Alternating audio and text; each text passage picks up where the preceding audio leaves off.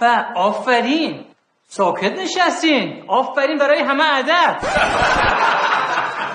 درد الان من چیز خنده‌داری گفتم؟ آقا معماریا پاش گذاشته بود هر کی حرف بزنه.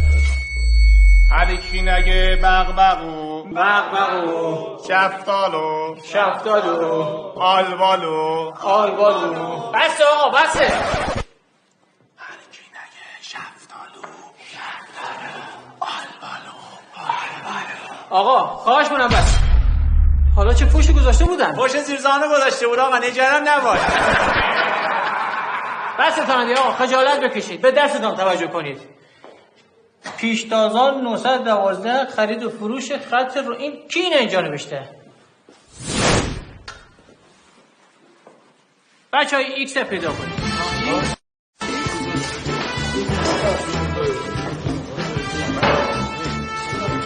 سراغ چی داریم میگردیم؟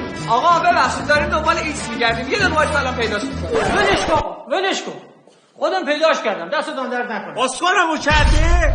شربتی بگو بینم، سوار یه قطاری شدی با سرعت 120 کیلومتر داری میری، هوا هم خیلی گرمه، چه کار میکنی؟ خب پنجره رو باز میکنم دیگه. آباری کلام این ازت میخواستم. حالا با توجه به سرعت قطار 120 کیلومتر و فشار هوای داخل کابین حساب کن ببینم سرعت قطار چقدر میشه.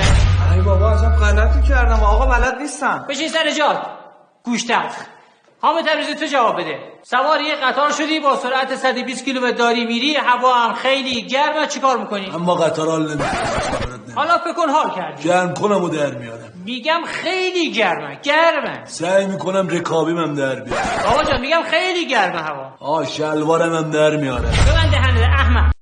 ببین اگه خودتو زرم بدی من اون پنجره رو وانه میکنم چون بلد نیستم حساب کنم. کرم ناز شما میرسه. بتم اکثر جات. آیا امینی صحبت قطار شد. چه کسی لباس خودش آتیش زد تا قطار نجات بده؟ شاید هم مشی و فداکاری بوده. دمش گرم. آفرین، عاشق این بازار زیر پوستیدم. دقان فداکار. یک انوم سینوس ایکس چقدر میشه؟ معماریم بیا حلش کن ببینم. جونم آقا، نوکرت هم هستم. آقا اجازه رخصت آقا. آقا کاری نداره که n با n میره میمونه 6 هم مساوی است با 6.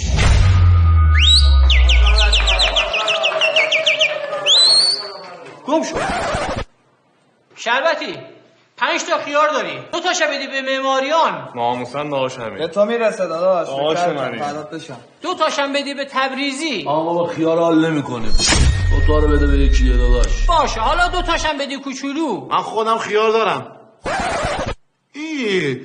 این آشش ولکو آقا سرویس مان کردی. تبریزی اگر امینی 50 تا آلوشه داشته باشه 40 تاشو خودش بخوره، 3 تاشم بده به رفیقش. امینی چی داره؟ اجازه امینی اسهال داره. حالا که نخوری داداش. معماریان 8 تا. 8 تا. اوکی.